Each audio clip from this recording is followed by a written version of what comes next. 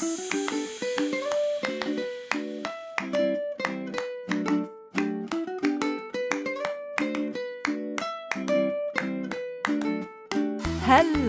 and welcome to Super Great Kids Stories, wise tales from storytellers around the world, which will make you laugh and sometimes cry. Recommended for ages 5 to 105. I'm Kim and I love stories. Hello, Super Great Kids, and how are you? I'm very happy because we got to meet lots of you at our Christmas show last weekend. It was so good to see you. Thanks for battling through the wind to come and join us. We really enjoyed ourselves and we hope you did too. A quick hello to just some of you who we met. Hello to Arthur from East Sussex, and Olive from Leighton Buzzard, and Baz and Lucia from the US, Seren from Wales, Axel from North Yorkshire, and Lally from London. Now, as you may know, our theme is fairy tales around the world. And this week, Jason Buck is going to tell a funny fairy tale which was told to children in France hundreds of years ago. It's about a trickster cat, and it's called Puss in Boots. Just before we meet Jason Buck, since we're telling this story about a clever cat, I thought I'd share a silly cat nursery rhyme which some children in my class used to sing. It's a teeny bit rude, but it's also funny. Hey diddle diddle, the cat did a piddle all over the kitchen floor. The little dog laughed to see such fun, so the cat did a little bit more. How silly is that? I'm going to tell you it one more time and see if you can practice saying it while we have a quick word with the grown-ups. Ready? Hey diddle diddle, the cat did a piddle all over the kitchen floor. The little dog laughed to see such fun, so the cat did a little bit more. Ready? Off you go.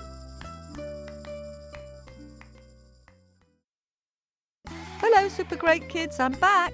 Did you manage to learn the silly cat nursery rhyme? Well done if you remembered it. But right now, it's time to travel to France with Jason. Are you sitting comfortably? And I sitting comfortably? Then let the story begin. Once upon a time, or as they say in France, il était une fois. Can you say that? Il était une fois. Here's Jason. Hello everybody, my name's Jason Buck and I'm a storyteller. You might have heard me tell stories before on Super Great Kids Stories, and today I've got another one for you. Puss in Boots. Now, just in case you've seen Puss in Boots on the TV or in films, the story is very, very old and was written down about 300 years ago by a Frenchman called Charles Perrault. Of course, he's not quite the same cat as he is in the films and the TVs, but this is the one from the time of stories, long ago. Once upon a time, there was a farmer who had 3 sons. And when the farmer eventually died, his sons inherited all of his land and everything that he owned. The oldest son was given the farm and all the land around it. The middle son was given the farm horse, a big, strong working horse that could pull a plough or pull a cart. But the youngest son, well, he was just given the farm cat. Now, the youngest son looked at his 2 older brothers and thought, well, my oldest brother has got the farm, so he'll be fine. He'll be able to work and make money and live a happy life. And my middle brother will also be able to work, and in fact, he can help my older brother, and between the 2 of them, they will be able to earn their fortune. Whereas all I have is a cat. And he looked at the cat, and the cat looked back up at him, and the man thought, well, what could I do with the cat? Well, maybe I could get him to sit on my head, and he could be a hat in the cold winter days, but he's not going to help me make my fortune.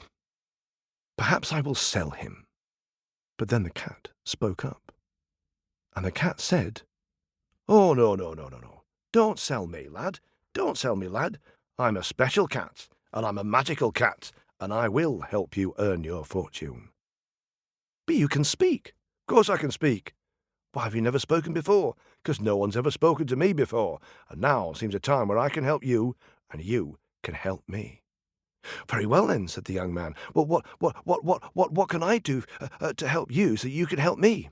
"Easy peasy," said the cat. "I would like you to get me a hat, a sack, and a pair of boots." "A hat, a sack, and a pair of boots? That's right. Get those, and I will help you."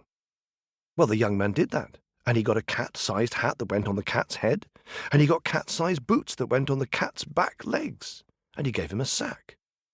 "Right, I shall be back in a short while. Just see what I can do." Off went the cat. The cat went off out into the fields, and he lay down on the floor and opened the sack, and he put all sorts of nice oatmeal and nuts and flowers and grasses at the entrance of the sack. And presently along came a pair of fine fat rabbits and hopped into his sack to see what was there. Zoom! The cat picked up the sack, took the rabbits, and went off to see the king. Now a cat wearing a hat and boots was an extraordinary thing, and was let in to see and speak to the king. "What is it you have for me here today?" said the king.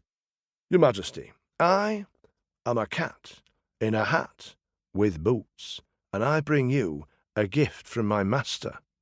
"From your master? Who is your master?" Now here the cat made up a name, and pretended that the young man was more than just a farmer's son. He made up a name, the name of a lord, the Marquis of Carabas, or if you want to say it in the French way, le Marquis de Carabas.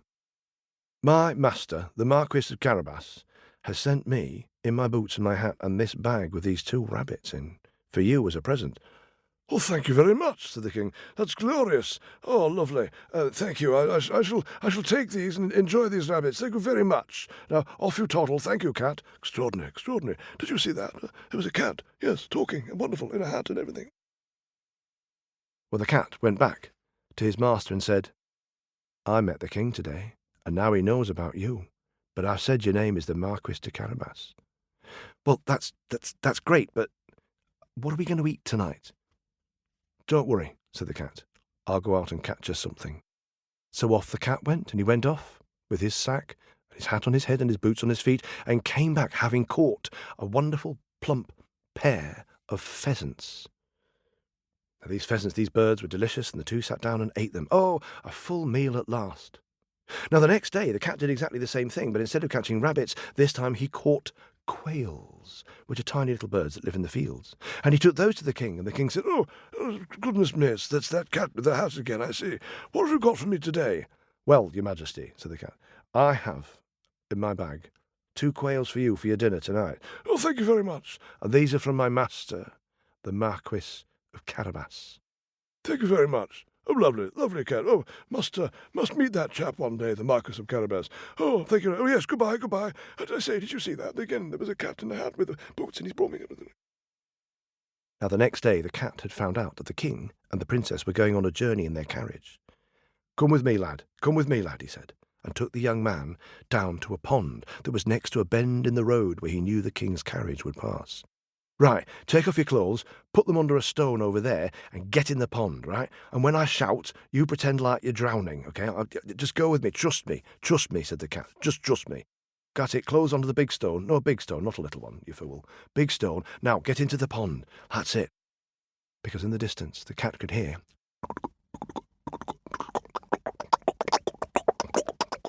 the clip-clop of the royal horses, and along the road came the royal carriage.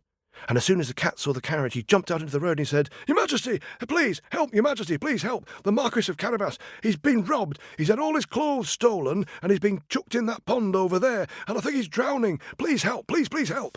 Guards, said the king, "help this cat and help the Marquis of Carabas." And so they did. And so the Marquis of Carabas was given a cloak by one of the guards to cover himself up, and was brought into the carriage, shivering and cold. "I say, dear boy," said the king, "are you the Marquis of Carabas?" The young man looked at the cat, and the cat looked at the young man and nodded slowly. I am, that's right, Your Majesty," said the young man. "Well, I've heard extraordinary things from your cat, so we'll get you some clothes and we'll continue our journey." And some clothes were fetched from the royal wardrobes, and the young man was dressed in royal clothing from head to toe. Oh, now how splendid he looked! No longer like the youngest son of a farmer who only owned a cat. He fully looked like the Marquis of Carabas. And the young princess, who was sitting next to him in the carriage, looked over at him, and he looked over at the young princess, and the two young people began to smile and chat. And the king thought, well, this is very good. My daughter's getting on very well with the Marquis. He's a phenomenal fellow. That cat, wonderful, wonderful, wonderful, wonderful. And the journey continued. But the cat, he raced on ahead of the carriage, and he got to a field where there were peasants, people working in the fields, and there they were, cutting down the summer grasses ready to make hay for the winter. And the cat turned up and said, right, you lot, listen up. Listen to me. I'm the cat who works for the Marquis of Carabas, and I want you, when the king comes along, if he asks who owns this field, I want you to say it is the Marquis of Carabas. Otherwise, you're in big trouble. Who are, of course we will, said the peasants in the field. Who are, bonjour, bonjour, of course. The French peasants, you see. So they spoke a mixture of peasanty English words and French words. Who are, bonjour, bonjour, monsieur. Yes, of course, we'll say that. Who are. When the carriage came along with the king looked out across the fields and thought, well, these are very, very fine-looking fields with farmers and peasants in there. Tell me, you there, peasant over there, who are, bonjour, monsieur, my lord, my liege, who owns these fields? Oh, said the peasant, and remembered the cat's words. These all belong to the Marquis of Carabas, indeed, bonjour, who are. Oh, I see, wonderful. Oh, are they yours, lad? Yes, said the young man, playing along with the game. And the cat did this at the next field, and the next field, and the next field. So the king began to think that the Marquis of Carabas was a nobleman, a lord, with a lot of land. He must be very rich. Further down this road, there was a castle. And the cat knew that the owner of the castle was an ogre, an awful, terrifying, huge beast of a thing, who also had magical powers. But the cat, being a smart cat, had a plan. He went up to the castle and he knocked on the door. And when the ogre opened the door, the huge door, down boomed the huge ogre. Who are you who is bothering me on this day? Oh, good afternoon, your enormousness, your huge powerfulness, your surprisingly strongness, sir. I am merely a humble traveller on the road, but I have heard rumours about your magical powers. Yes, I have huge magical powers of transformation. Well, the problem is, you see, your vast, disgustingly strongness, is that I've heard round here that some people say it's not true. Not true? Said the ogre. Then let me show you. What can I do to convince you? Well, can you change shape into something else? I can, into anything. Can you change shape into something big, like a lion? And with a flash and a puff of smoke, the ogre turned into a lion and roared.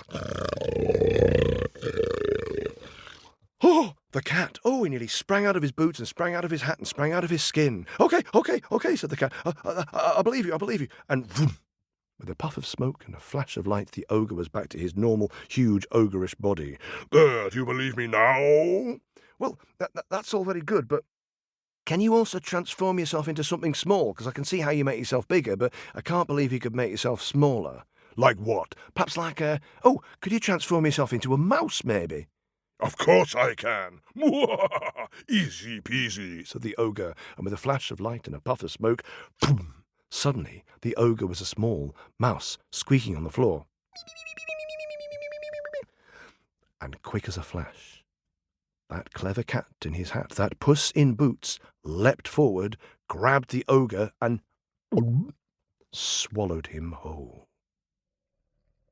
Now, when the king and the royal carriage arrived at the castle, "Is this your castle, dear boy?" said the king. "Yes, I suppose it is. Yes, it definitely is," said the young man, who had been getting on very well with the princess. And in fact, the two of them had got on so well, they'd already arranged a date to go out and meet at a milkshake parlour to have some delicious milkshakes together. But that is a story for another day. Yes, yes, it is mine, said the young man. Wonderful, wonderful, said the king. And at that point, the great doors opened, and there, between the doors, there was Puss in Boots. There he was, flipping off his hat and bowing low. Please come in to the castle of the Marquis de Carabas. Well, in came the king, and in came the princess, and in came the young man too, and they all looked around, and the cat led them through, and saying, I think we should go this way, my lord, to the throne room, where there's a big banquet set out. Oh, there was a luxurious banquet, a splendid banquet set out. Tables groaning with food and drink of all descriptions, the most delicious things you could imagine. Well, the ogre had been planning to have a party, just for himself, but now the Marquis sat down, the king sat down, the princess sat down, and Puss in Boots served them food and drink. Now, that party went on for some time, but eventually the king decided to say to the young man, Did you know, one of the problems of being a king and having a princess is that at some point she has somebody to marry, and there's this awful chap that she's going to marry at the moment, and I don't want her to marry him, and she doesn't want to marry him either. Do you think, perhaps? Well, said the Marquis de Carabas, he said, let me ask the princess. And he turned to the princess and he said, rather than marrying this awful horrible person, I would love to marry you. Would you like to marry me? Yes, she said. I think that would be splendid. And so the two of them got married and lived in that great castle, and they lived happily ever after, and Puss in Boots enjoyed his life as a royal cat to a royal nobleman in a royal castle. Thank you.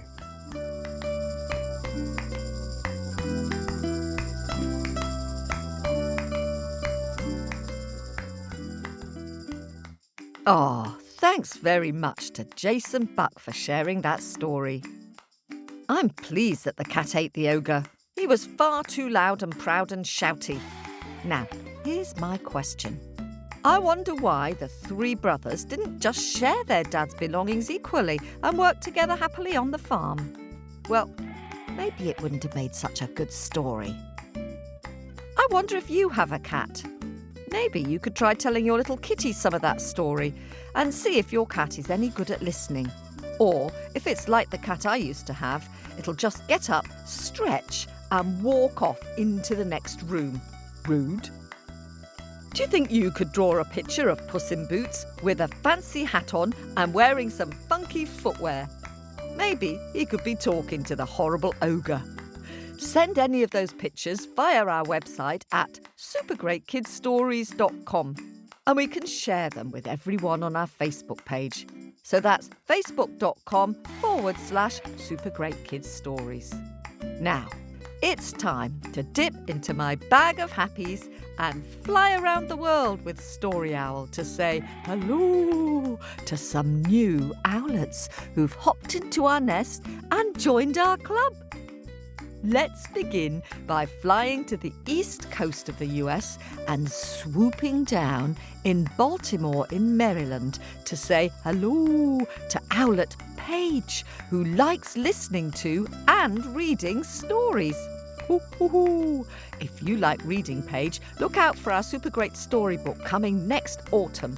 It's going to have lots of your favourite super great stories in it. Paige enjoys listening to stories in the car and doing arts and crafts. One of her favourite stories is The Ghost of the Bloody Finger.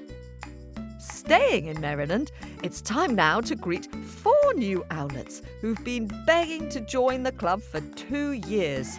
How patient of you. That makes you super fans. So, to Ronan, who is 8 and loves Baba Yaga and Nancy stories and, you've guessed it, The Ghost of the Bloody Finger. And to Evelyn, who turns 6 today, December the 12th. I hope you're having a happy day. Evelyn's favourites are Tianjay and the Yellow Dress and The Boy Who Used His Head, The Spinning Sisters and The Snake Sisters. And hello to Revan, who is 3, who also likes The Ghost of the Bloody Finger.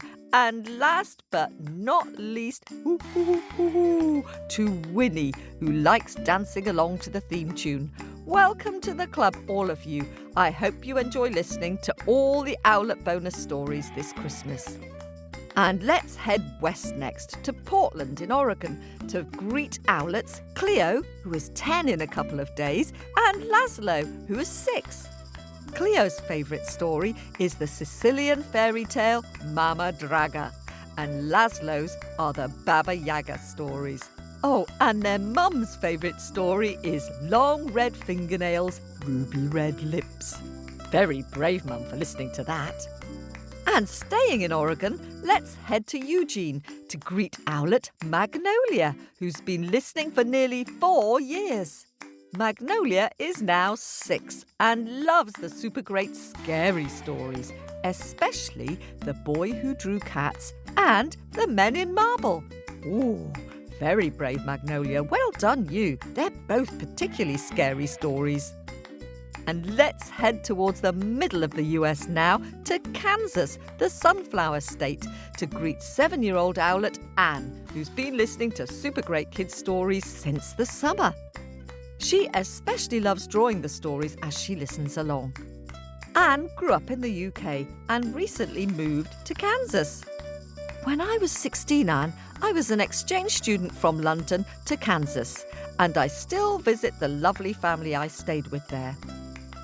And let's head across to Santa Cruz in California next to say hello to Owlet Yishai, who's just turned 6 and who loves stories. He particularly likes the Anansi tales and the story of the brave little hummingbird from Paraguay in South America. Yes, that is a lovely one, isn't it? A good strong message about all doing our part. Happy listening, Yishai, and welcome to the club. Let's go to Europe now, to Monza in northern Italy, to say hello to Liam Valentino, who is 7. Liam is half Italian and half Irish. Lucky you, Liam. What a great combination. You must have storytelling running through your veins. Liam's favourite story is eggshell soup. Ah, one of my favourites. Kate Corkery is so funny telling that story. And across to Gloucestershire in the UK now to say hello to Owlet Henry, who is 7. Henry loves listening to super great kids' stories on the way to school, and he really enjoyed listening to the Buka, and is also a big fan of The Ghost of the Bloody Finger. Welcome to the club, Henry. That's it for our Owlet Hellos this week. Thanks to everyone for sending in pictures for us to post on our Facebook page and our Instagram gallery. And we've got 2 Pick of the Week pictures this week, which are both beautiful drawings of Story Owl. That made Story Owl very happy to see them. The first owl was drawn by 8-year-old Noah from Malaysia, who listens to stories with his sister Mika. I love all your colour combinations, Noah, and all the patterns, and the owl's tufted ears, huge yellow eyes and beak, with all sorts of stories popping out of its head. It's super great, thank you. And 11-year-old Olive from Leighton Buzzard in the UK drew a beautifully designed story owl to share with us when she came to our show. The owl looks very exotic with colourful, intricate patterns. Beautiful. Thanks to both of you. If you want to see those pictures, go to facebook.com/supergreatkidsstories. And if you follow us on Instagram, go to our picture gallery at supergreatkids_art. And finally, a very big thank you to all super great owlets and their families who are supporting our podcast and making it possible for us to find and share new storytellers. If you'd like to support us on Patreon or on Apple Podcasts, we'll say hello to you on the show. You can hear our stories advert-free, and you'll have access to over 40 Owlet bonus stories and at least 30 super great scary stories. Plus, you'll get access to our Super Great Kids Stories Express with short introductions, no adverts, purely story. Great for listening to stories back to back. And did you know that you can now gift a Patreon membership to the Owlets Club? Visit our website for more details, supergreatkidsstories.com. Keep telling your stories and singing those songs. Thank you again to the storyteller this week, the jovial, witty, terrifying Jason Buck. This podcast was produced at Wardour Studios in fabulous Fitzrovia in London.